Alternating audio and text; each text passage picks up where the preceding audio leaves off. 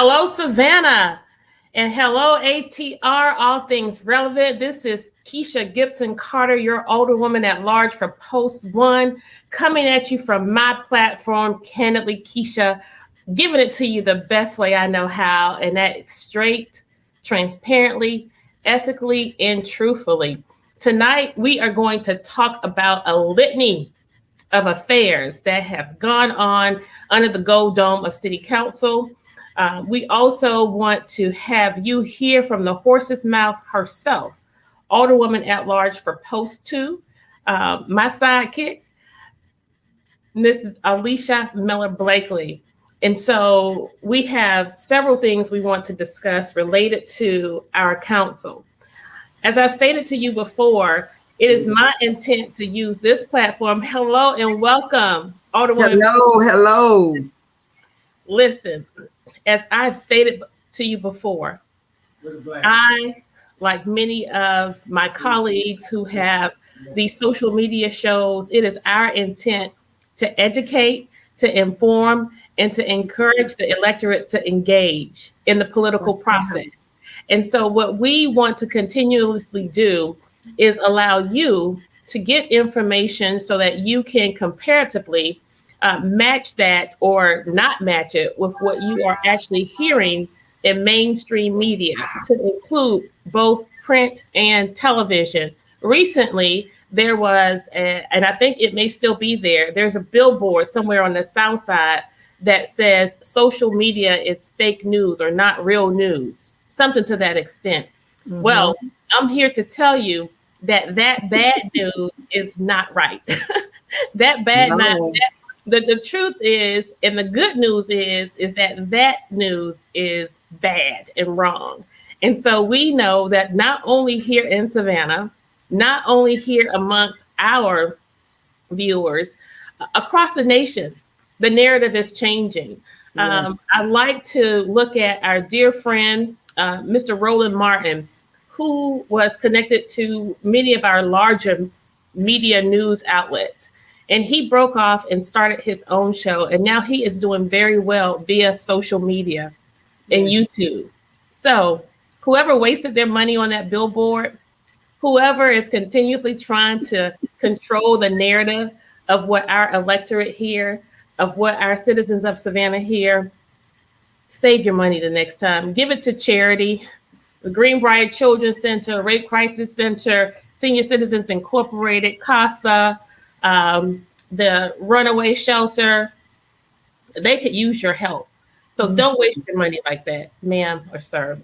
Listen, in the news this week, it should have been one of the most egregious statements ever uttered across social media from an elected official. And that person was the mayor of Savannah, Van Johnson, who acknowledged in a Facebook rant why he felt that Black people as the majority did not, in so many words, need representation that would be inclusive of his infamous task force. And so what we want you to know is that everything starts somewhere, with him in particular. And that statement actually was birthed from a conversation where my colleague, Alderwoman Alicia Miller-Blakely, essentially challenged him on his behaviors on council. She challenged him on recent actions during our last city council meeting, and she challenged him as he made decisions that will preclude us an opportunity from going to the Capitol and advocating with our legislature. And after being pretty much fed up, she had a question that she asked him. Alderwoman Blakely, what was that question? Yes. Welcome. I asked him, let me take your audience all the way back to the beginning. The beginning was, I saw an email that said that we were not going to be allowed adequate time in Atlanta to communicate with the legislators. As you all know, for the longest, we've not been able to bring anything back in the year that we've been on council. We've not been able to do anything that we need to do for our constituents. So I called him up and I asked him, I said, Mayor Johnson, what is going on with this email that says that we're only going to get 1 day to travel, speak to the legislators, and then come back? He said in his very arrogant way and with his arrogant attitude, well, I did it and you can do it as well. I said, it don't work like that, Mayor Johnson. And the tone that he used, it just sounded like he was being very sarcastic. So I asked him, I said, Mayor Johnson, let me ask you a question. Why is it that you have all kind of task force for everybody and their mama? Because y'all know I kind of talk like that at times. Why you got a task force for everybody and their mama, but you don't have anything for African Americans? He said, we do. I said, we do. Well, what is it? He said, it's city council. I said, city council? How in the heck could city council be representatives of African Americans when we already know that you got 5 votes for whatever needs to be done in the city that they want, and 4, when it's anything for African Americans, they don't want to allow us to get it. So now I told him, I said, this is a moot conversation. I'm not going to even finish this conversation with you. Now, to get to the part where he made the comment and the statement, we was at a function on Friday night. A young man who I had convinced to gather up a lot of young men to go to the polls and vote for him called me, and he was frantic. He said, did you hear what the mayor just said? I said, no, baby, I didn't hear. What are you talking about? And he let me hear a little bit of what the mayor was saying. So I told him, I said, I can't believe this man is saying all this stuff. So I told him to send me that in a what do you call it? A screen recording. And he sent it. When the young man was saying what he was saying, it sounded like he had tears, you know, a frog in his throat. He was crying. And that might not have been the case, but it was just that he was so disgruntled and hurt that this man would actually say what he said in reference to African Americans being non-marginalized and white folk being more marginalized. We don't want you to have to paraphrase. I want our producers to tee this video up so that people can actually hear exactly what he said. And you know, you all, I have the queen of share with me tonight. So yes, I want share, like.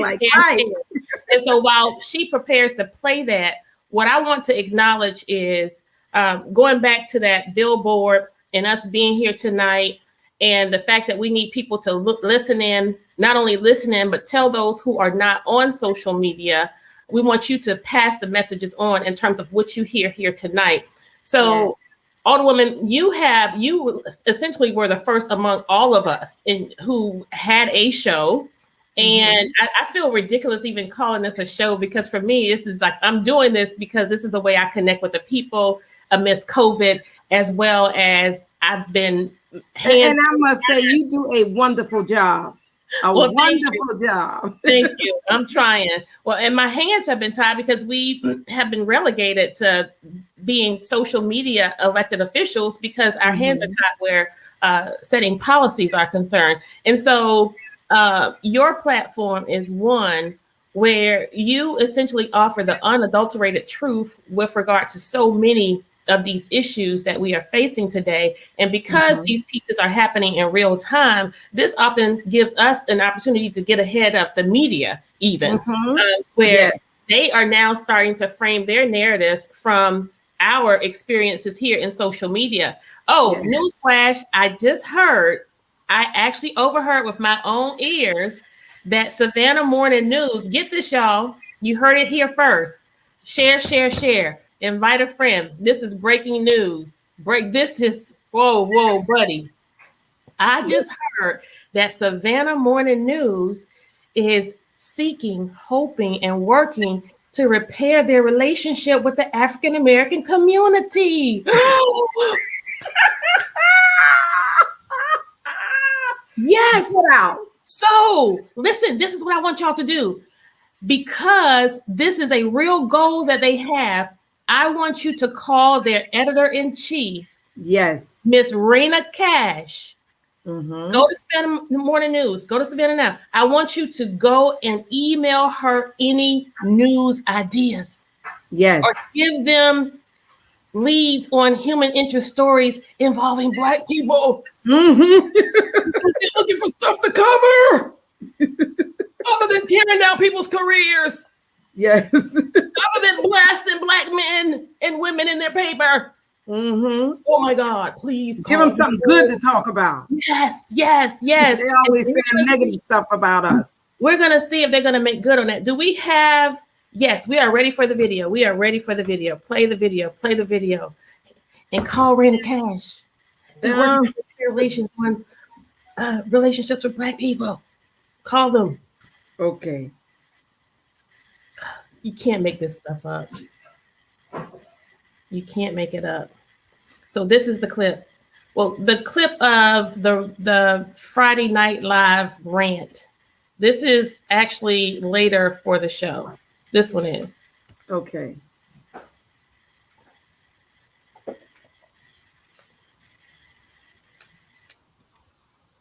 So we are so grateful to ATR and their intrepid staff. These are individuals who are volunteering their time, but in volunteering their time to help us behind the scenes, they are actually committed to community. Each of these individuals in their own way and in their own right have been committed to what we do in our city.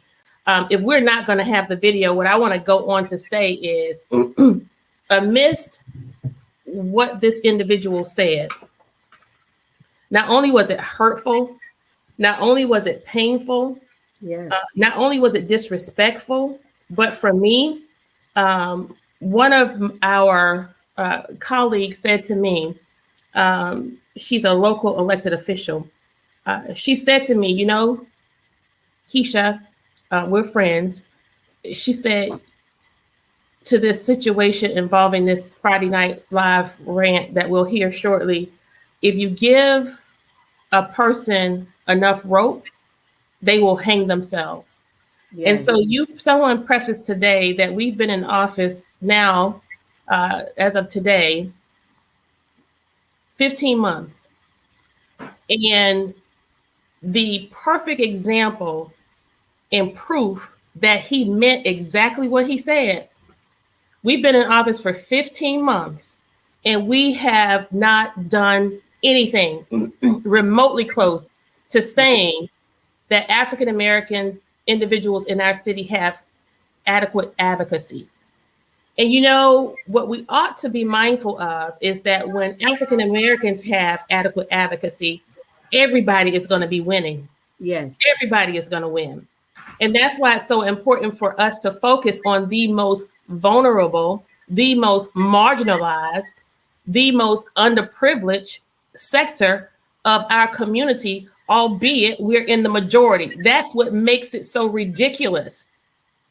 In addition, the fact that for over 40 years, Savannah has afforded itself African-American leadership at almost every level, particularly in our local city government. And what have we gotten? We've gotten little of anything because when African-American leaders take office, we align ourselves with elitism, classism, nepotism, and cronyism. And it's what becomes dominant and pervasive, preventing individuals to hold fast to what they ran on, campaigned on, what they went into local churches and told pastors and told congregants that they were going to work to change. They were emphatic. They were passionate. If we're not going to play the rant, I don't want to see his name, please. It's doing something to me right now. Okay. If we as citizens in this city rise up and we mobilize to send the biggest indictment, not that we have seen among elected officials just in Savannah, but almost in the nation where an entire council was voted out. Yes. An entire council. Now, I'm going to tell you this. We want to speak to you plain and truthfully tonight.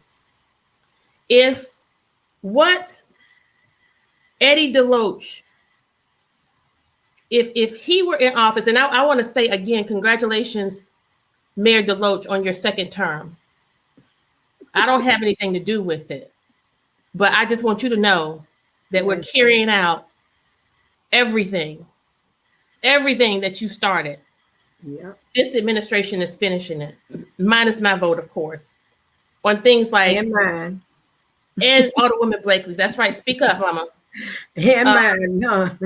On things like the hotel motel tax, on things like the Rockingham Farms bond. Yes.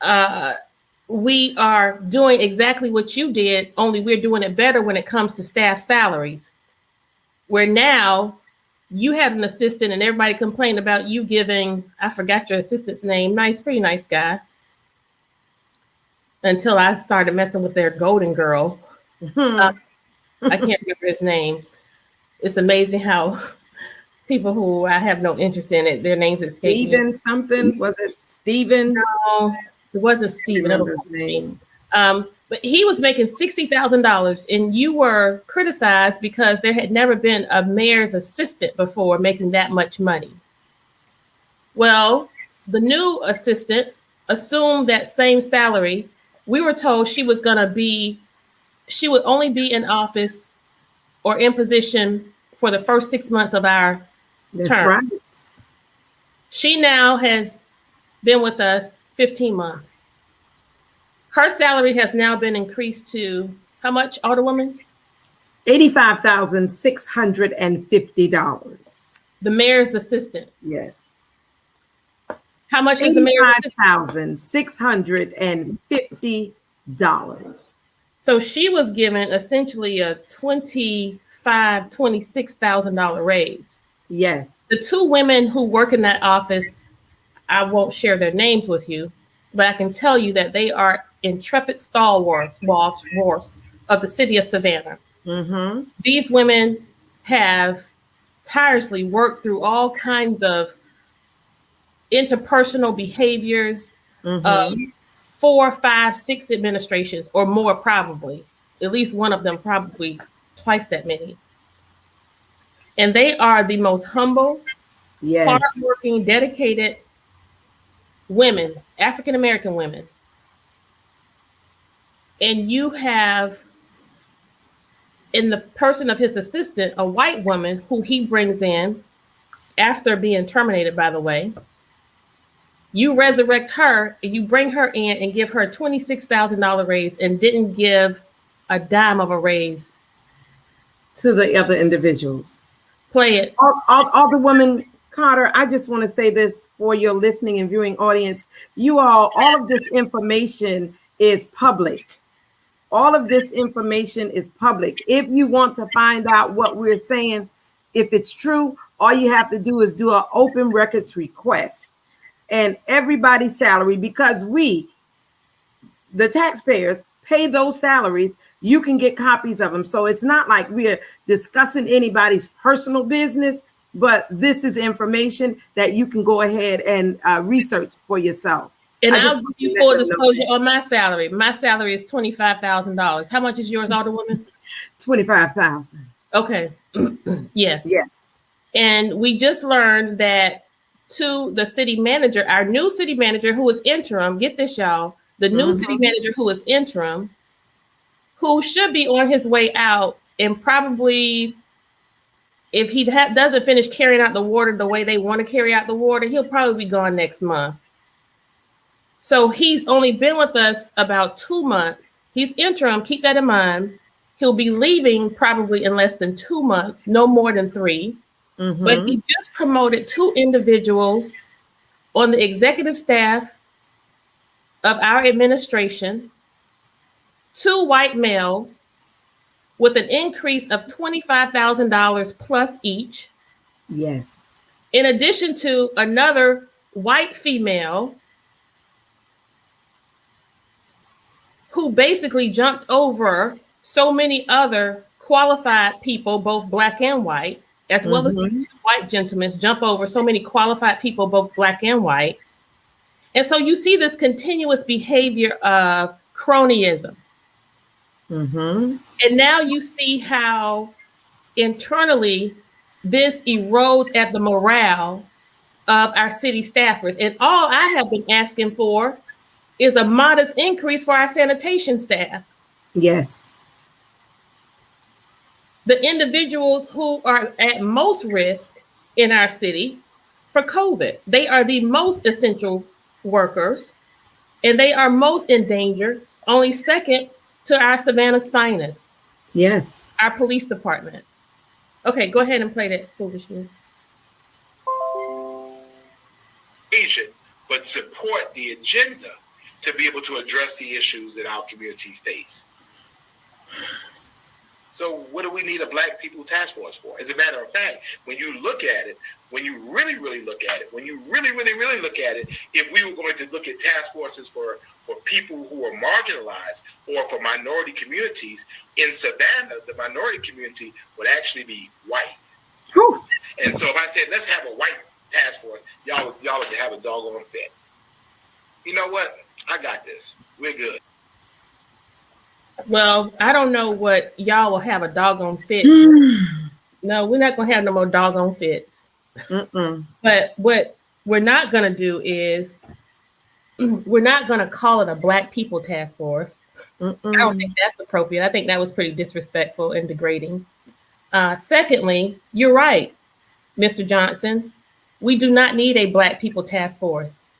We need a policy immediately that will effectuate change for African Americans in our city. Yes. In fact, we don't need none of your task force. We don't need an affordable housing task force. We don't need a Hispanic task force. We don't need an inclusion task force. You have a city council. That's you have right. city council members who were elected by the people. And all those city council members, if you would get out of the majority of the minorities on city council, and I don't mean by way of color or gender, I mean by way of the vote. Get out of our way and let us set policy. And we'll set policy that's going to better help serve our gay and lesbian community. We will set policy that will help us achieve affordable housing. You get out of our way and we will set policy that will give us the additional income so that we can help our marginalized communities, so that we can help Black people, so that we can help our Hispanic citizens, so that we can help those who are disabled in our community. You want to now put in the people's face another task force for inclusion when all you had to do in our budget was reinstitute our fair housing program? You know what, Alderwoman Carter? I think that it is something going on that is so egregious in this city that, and he knows about it. Certain people know about it. It's like a puppet master dangling the strings of certain individuals. And I often wonder, whose pockets are you in? Why is it that you cannot do what's right by and for the people? I believe that the goal is to keep African Americans downtrodden and heavy laden so that we could continue to clean up the hotels and be in the sanitation departments and maintain the grounds of these hotels and what have you. It is all by design. It is by design. I am so disappointed in our mayor. He can make the decision to do what's right, but for some strange reason, I don't know, he just don't want to do what's right. Well, I'm going to tell you, I was not disappointed. I was not sad, and I wasn't even surprised. And, you know, I told you several times, you know, Alderwoman Miller Blakely, before we served on council, we didn't know each other at all, believe it or not. Many people would not believe that.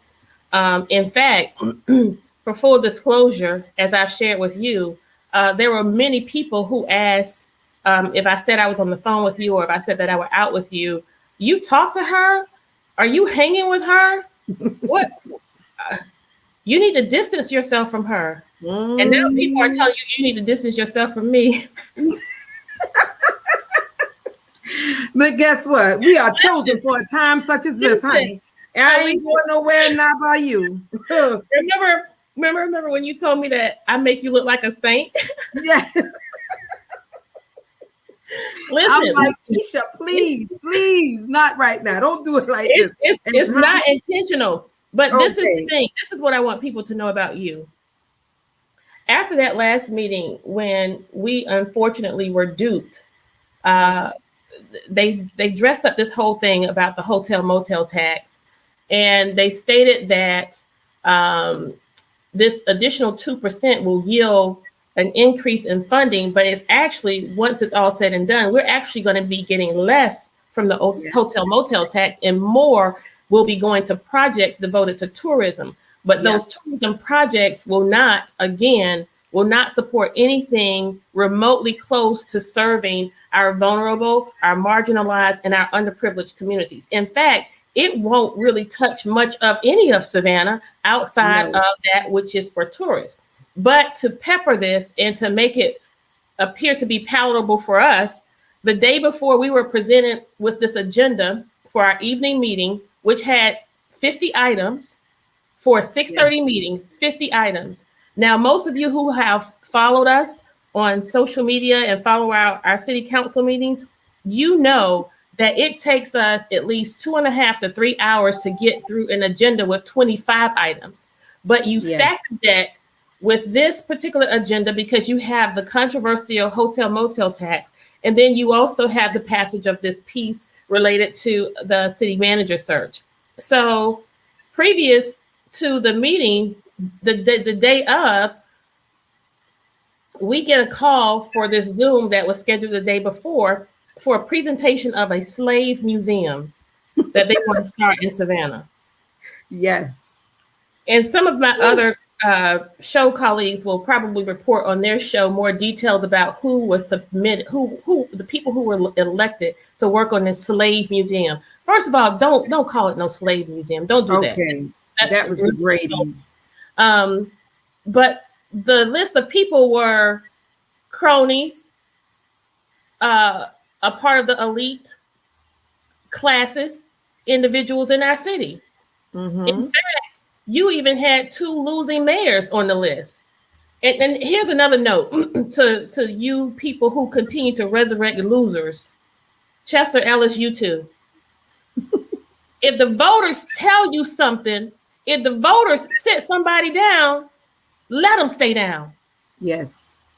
If you timed out of office, sit down. I promise you, when I'm out of office, if y'all don't call me, you won't hear from me. Okay. Let the young people come up, and let the people who are relevant and whose lives are more affected and impacted, let them have the space in these places. And then you don't have to worry about people getting offended about you calling something a slave museum. Okay. And how dare you? Please make sure you tell them where the funds for the slave museum was coming from.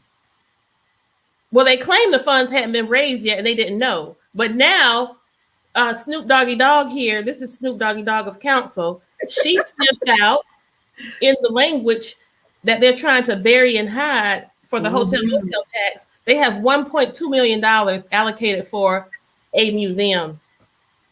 That's just how they snuck that arena in on y'all. Mm-hmm. And Splosh, you didn't know you were voting for that foolishness over there on Gwinnett Street. You didn't know that you were voting for the largest gentrification project that's going to change the complexion of 3 communities all at once, Cloverdale, Carver Village, and Brickyard. Right. You didn't know that. You didn't know that you were going to be voting for another bookend. You didn't know that you were going to be voting for another project where there was no concern for your drainage and sewage before. You didn't know that you would be voting for a project where there was no concern about who didn't have homestead exemptions before. Mark my word, this day, you won't see me vote for anything for that arena project. I did not vote for the $10 million grass and dirt that they have over there. Okay. And so with this issue that we have here, when people ask us, what is the problem? Why can't you all get along? First, you need to know We did not come to a family reunion or Sunday school. You did not send us in our Sunday best to go get Easter eggs, hunt for Easter eggs. Secondly, when you ask the question why we can't get along, look at what that man just said. I don't deal with people like that. I don't deal with people who have a heart like that. I've been knowing this man for 20 plus years, so don't get it twisted. This is not my first rodeo with Van Johnson. But I voted for him. I voted for him in hopes that he was going to do right. I didn't vote for him because he was a black man. I voted for him because I thought he was smarter than Eddie and that he had more to offer the city. I voted for him despite the history in the past I have with seeing his evil ways. But I'll tell you this, if Eddie DeLoach was in this seat doing the things that Van Johnson is doing, if Eddie DeLoach had uttered the words that Van Johnson uttered, and you all wanted to get all over Eddie DeLoach when he told you all that you had black mayors in office and black leadership all this time, and so now why do you want all this stuff from me? Y'all got all up in arms with Eddie for that. Sure you did. all got all up in arms with Eddie's son because he compared Van to Farrakhan. You got all up in arms when he went to the black media only meeting, which was stupid anyway. There's no such thing as black media. We don't own no media in this town. That was dumb. But why is it that you give this black man who is dressed up in a suit and pretend to make his subjects and verbs halfway agree? Why do you consistently give him a pass, but then the black women on council who you said were going to be fighting each other, we in fact are not fighting each other. And because we're not fighting each other, you now want to know, why do we hang around each other? Why do we deal with each other? What we want the electorate to know is the truth. And what I want to do is just simply lay out how these things sound, how these things look. And what I want you all to do is just slow the process and continue to pay attention and keep your focus on the main thing. And the main thing is, what are we doing to make Savannah a better place for all of us to live? Exactly. And we can't get so caught up into racism that we allow that to be the main focus because you have this black leadership. And so how do you claim racism when you just simply don't want to hold this black man accountable? Black preachers, I need your voice on this. Okay. NAACP, we need your voice on this. Black Lives Matter, Black Voters Matter, we need your voice on this. So you can't continue to blame the white man. You cannot continue to blame the white man. The white man ain't doing it to us. The white man ain't doing it to us. It's us doing it to us. Allowing. Yes. Because you are so greedy. You would rather take the contributions from the Rockinghams under the table and over the table. Yes. You would rather take the kickbacks with the fairgrounds property and the Salvation Army. You would rather, in the face of not allowing your people to rise up and have a chance. And I said today that we talk a lot about homicide, which is horrible. Homicide is horrible. Horrible it is. But what we need to focus on is the commission of genocide. Yes. This man, in his 16 years of leadership for the first district, has killed spirits, you've killed opportunities, you've killed dreams, and you've killed goals of hundreds of thousands of people in that first district. And you got a woman of integrity, intelligence, and leadership, a bodacious woman in the form of Alderwoman Bernetta Lanier. Yes. Who has risen and is responding to the call to care for her community. And in her quest to protest the Salvation Army from setting up in the West Side corridors, you vilify her and you crucify her, knowing and recognizing that it's not about the Salvation Army. This has nothing to do with the Salvation Army or the people it served. This has nothing to do with the Salvation Army or the people they serve. And by the way, sir, don't you ever say that rapists are people. Don't you ever say that. Rapists are not people. Not one child who is molested, not one man who is sodomized, and not one woman who is raped would dare say that their perpetrator is a person or that those perpetrators are people. No wonder you led the ethics complaint against me saying pedophiles under the gold dome. A hurt dog will holler.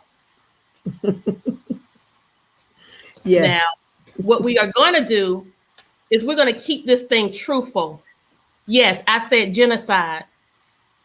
Genocide is the mass killing of people. Their spirits, their dreams, their goals, their hopes, their opportunities. And that's what we have done to the West Side. Alderwoman Carter, someone is asking the question, is there any proof to Van taking backdoor deals, backdoor contributions? If I can ask, is there any proof of Van taking backdoor contributions? What she's talking about is folks. I'm talking about what politicians do. We're not going to start that tonight. Yes. Rule Francis. It's what politicians do. And if you have a better explanation for why politicians exhibit these behaviors outside of just being evil and not wanting people to progress, because where I'm from and from what I can see, if you look at the campaign contributions, there you go. And if you look at the voting records, there you go. And when that voting record match campaign contributions, yes, one can deduce what the obvious is. Exactly. And so if my 14-year-old daughter can ride through the West Side corridors and see out of her eyes and say, Mama, why can't we just help these people? Why can't we just make these houses and these streets look better? How is it that we can do this for downtown? How many millions of dollars did we just put into that corridor on Broughton Street? 12 million. $12 million. 12 million. How many? It wasn't even the whole Broughton Street. How many blocks? No, I saw 2 blocks. 2 blocks. So if they don't look like they did nothing that warranted $12 million. I don't know if they're going to take it all the way to East Broad, but what they did in those 2 blocks don't look like nothing compared to no $12 million. So $12 million for one street. What more can we do if we put $12 million in one of the most impoverished communities? Oh my gosh.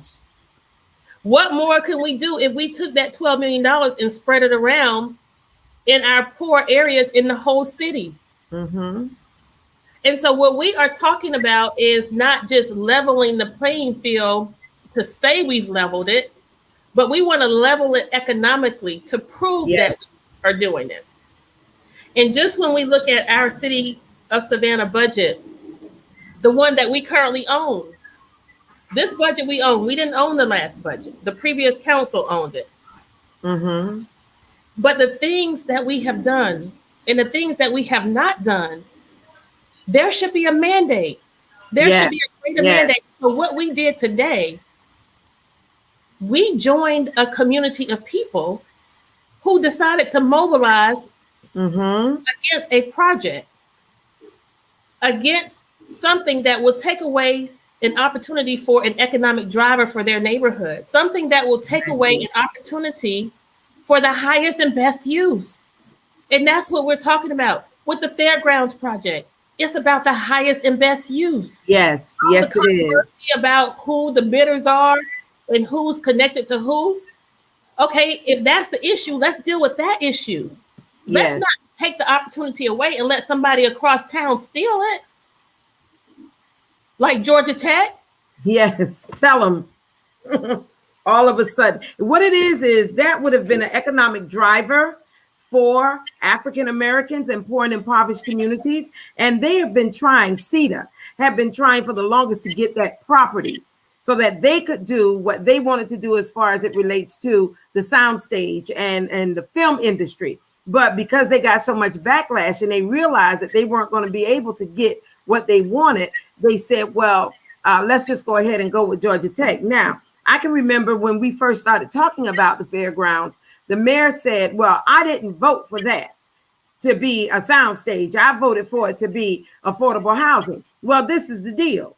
If you allow individuals to get gainful employment, making anywhere from $50,000 to $100,000, then you don't have to worry about them having affordable housing. They will be able to go anywhere in the city and get any type of housing that they want.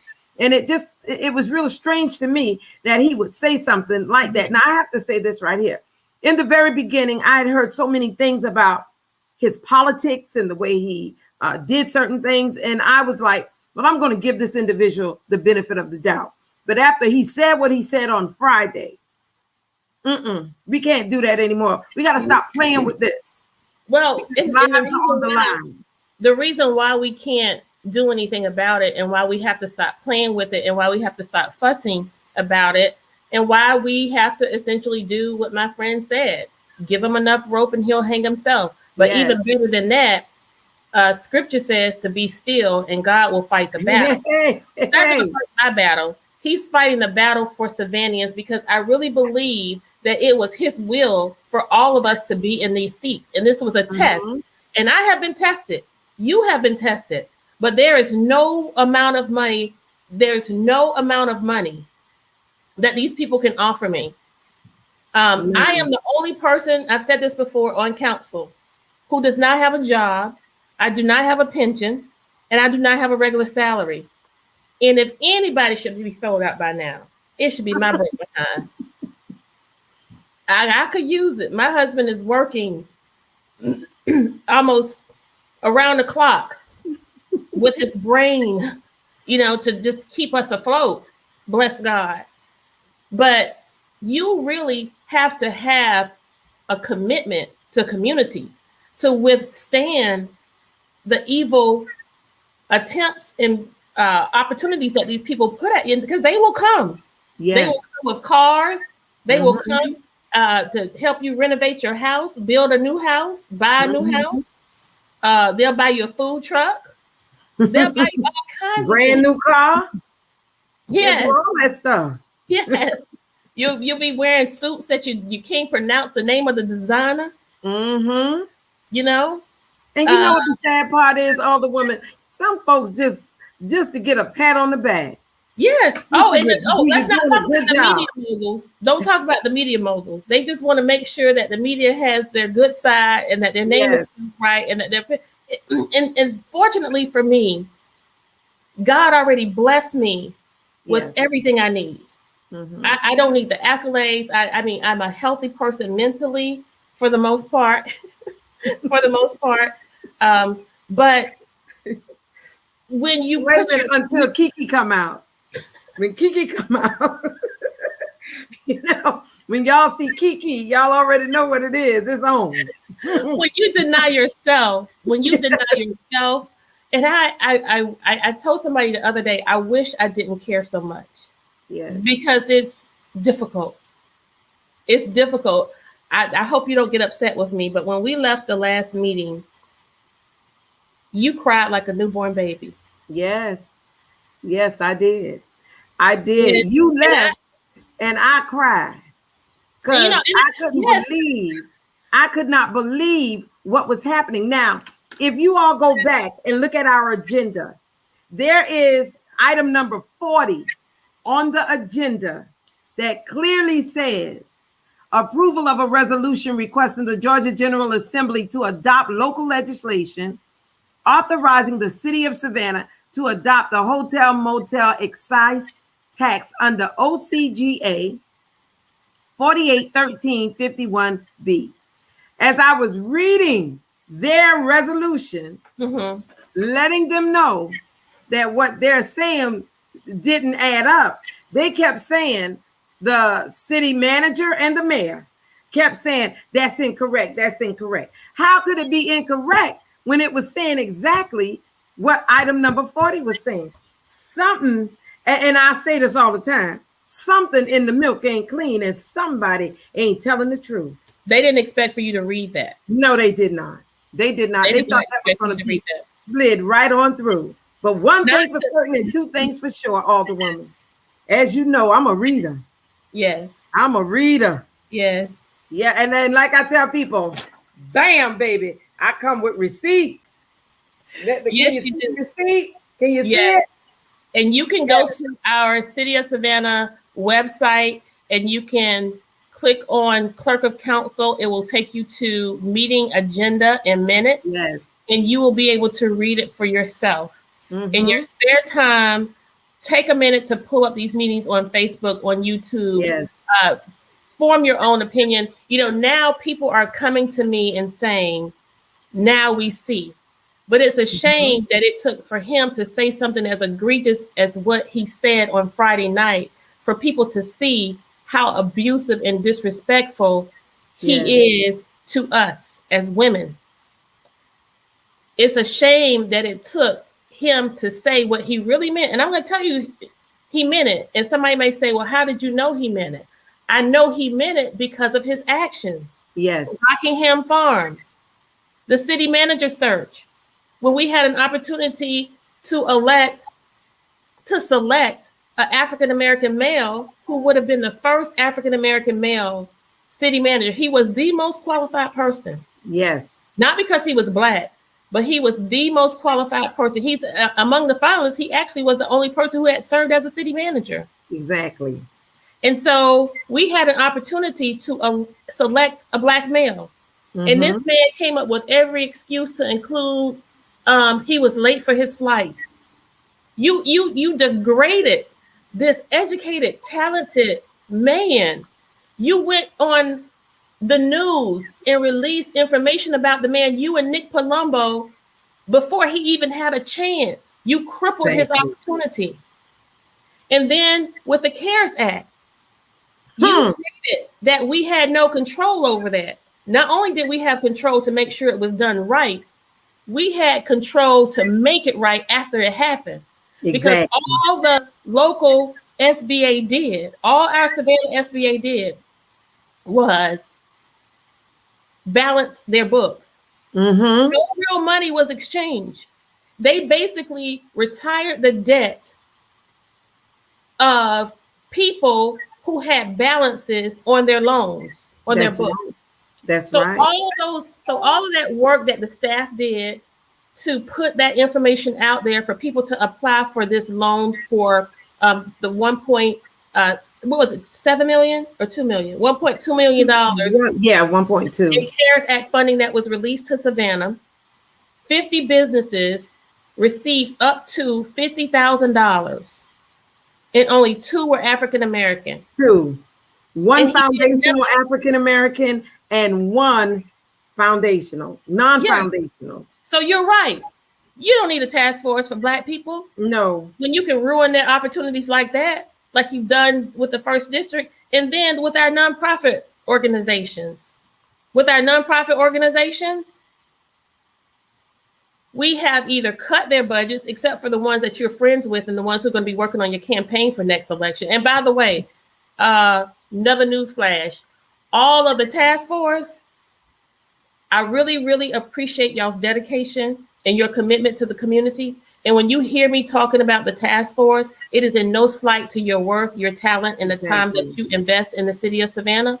But it is in my frustration that a person in the form of Van Johnson, who has the education, the talent, the expertise, the knowledge, and the know-how, who is using and abusing your time when all he has to do is work with his council that was elected by the people to set policies to do what y'all are doing. The people didn't elect you. We want to hear from you. We want the recommendations. But if you're going to be pigeonholed and slow rolled where the recommendations are concerned, just know that you just might be an ad hoc campaign committee. Okay. I'm just saying. Okay. So from the nonprofits who undergird the worst hurt that this community, our community citizens experience, homelessness, sex abuse, senior nutrition insecurity, youth services, domestic violence. The majority of the victims, the majority of the citizens who utilize these services are what? African American. African American.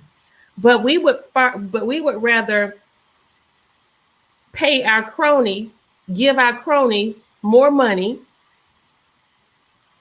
cut the budgets or minimize the budgets or not increase the budgets of the nonprofits who are the most deserving. We gave one nonprofit organization $1 million in CARES Act funds, and then that nonprofit doesn't apply for the community services funds that they've always applied for. Child, bye. I can't even. And then you have the staff salaries, where it is a disproportionate number of white individuals who are getting advances and getting paid higher rates. Yes. The individuals who need it the most or who deserve it the most. And we shared with the city manager. It came to our attention because they are the ones who showed us the salaries. It wasn't a police officer who came to us. We saw the salaries because we asked for the information, and y'all city staff left the names of the people on there. And we being who we are and knowing the people who we know, we knew that one of those individuals who should have been fired because he had an affair with another city staffer and his wife got into a cat fight with someone on our legal city council meeting. Come on. It's so much foolishness that goes on under that gold dome you all would not believe. And so you have that individual who's making more money than a person who had more responsibility, more education, more time on the force. In service, yes. And all you hear them say is, was white and this individual is black, and you're not paying him what you're supposed to pay him. So you see, people, when you hear us, and I'm not going to say fighting, but when you hear us advocating, yes, it's because we can't go through the normal process of decision making and policy making because of the manipulation and the abuse of our charter and our rules of council. Yes. And so the only thing we are left to do is to bring it to you, the public. Yes. And you now have to decide, because these people, and we're going to close with this, because these people own the media, and because these people own City Hall, you must know that the ultimate goal for them is to silence us. Yes. And what they have done to me, I'm still standing. What they have done to you, Alderwoman Blankley, you're still standing. Yes. And I think it's because we're probably the most vocal people on council, but we're going to be okay. And so hold on, I just want to say this right here. Y'all listen. The reason I was crying on Thursday night, because if I could, Lord knows, I didn't want to hit nobody. But what I saw and what I heard, I back in the day, I probably would have hit somebody. No, you're not going to hit anybody. I would have, but God has changed me now. I'm a changed woman. We are not violent people, and one thing I can say, I have never heard you curse one of them or hit one of them. I have never cursed one of them or hit one of them. No. And these embellishments and lies only come to detract and distract us. My pastor often says the greatest enemy of direction is distraction. And we've had a ton of distractions because they've taken us off kilter. But we're going to stay the course. And I want to encourage the media to continue to cover me in whatever way you want, because every time you all write about me, every time you say my name, they sell paper. Beautiful happens. Savannah Morning News sell a whole lot of paper. Yeah, I mean, and so I left the meeting early. And we can queue up Ebony if you want. And so I said, these people will cover if I go to the bathroom. Yes. One day I was still in my bed asleep. My feet hadn't even hit the ground. I know they tremble when I wake up, but I was like, oh my gosh, And so whatever you all are setting me up for, whatever you're teeing me up for, I'm going to be great at it. Oh, you're going to be really, greater. really good at it. And you're so going to be greater. What Mayor Keisha Gibson-Carter. No. I promise you, for people who really know me, they know I struggle with running for office, period. Nothing remotely close to anything in my career or my work was remotely close to saying, oh, she's going to run for office one day. No, it was because of a set of circumstances where I was forced out of my job, which was at the hands of some politicians who had influence over a set of racist individuals connected to my board and connected to our continuum. My back was against the wall, and here in Savannah, and there are some sisters out there who can feel and understand what I'm talking about. Yes. Savannah being a small community, when they decide to blackball you, and you can't get a job anywhere, how many of you know that may be in your mind and in their mind, but what God has for you? Yes. And I want those of you under the sound of my voice who may be going through an impossible situation at work. You may be going through an incredible challenge and a struggle, and your light bill depends on it. Your mortgage depends on that job. Your car note depends on that job. But you hate going there because of how the people treat you or because of the injustices. You've been passed over. You've been picked on. You've been put down. You've been shut out and closed out. I want to say to you, don't give up hope. Don't give up hope. I want you to reach beyond that break. And I want you to hold on, because a change will come. Change is coming. And it may seem like a long time, but I'm telling you, the God that I serve will not fail you. He said he will never leave his seed begging for bread. Yes, right. The Carter house has suffered. The Carter house is struggling. But guess what? We ain't hungry. That's right. I'm seeing on this live our lights on. Yeah, it is. So, they cover, the day, Mr. Tasha, if you're ready for Ebony, come on. The day I left the meeting, and it's my daughter's birthday. Yes. It was a 50-item agenda on a 6:30 meeting, and it was very disrespectful to treat us that way. I think by the time you left, it was 10 o'clock. Yes. Well, I was not going to invest another ounce of my time. I'm a huge giver, and I'm a huge giver to community, but not to the detriment of my family. I did that already. I'm not going to keep doing it. But this little baby right here, it was her birthday. That's Casey Alicia. I know. I know. My baby is on the rebirth issue of Ebony Magazine. Ebony Magazine. I know. I already saw it. Yes. Oh, you did? Yes. Sam sent it to you? I know. I saw it. Bubba showed it to me. Oh my goodness. Yes. I was trying to already posted it on Facebook. You late. Oh my goodness. I thought I was doing something because I know Casey is your girl. Yes. Oh, let me tell you. I'm so proud. You can do what you want to and say what you want to say about these Carters in this Carter house and Keisha Gibson-Carter, but the Lord is still in the blessing business. Yes, he is. And I want to say to all of my family and my friends who are supporting me, I want to say thank you. But don't worry about me. I want you to support community. I want you to tell the message of what we need to happen for community. Don't worry about Keisha. Don't worry about Keisha. I'm going to be okay.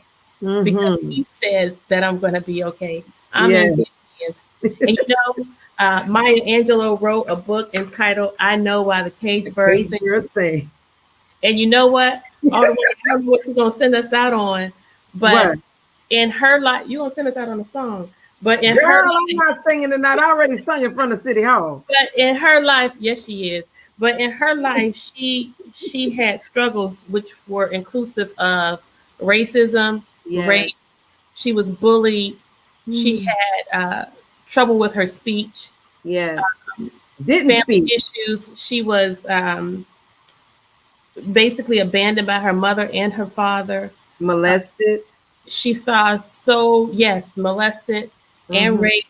She saw so much hurt and pain in her life, among others.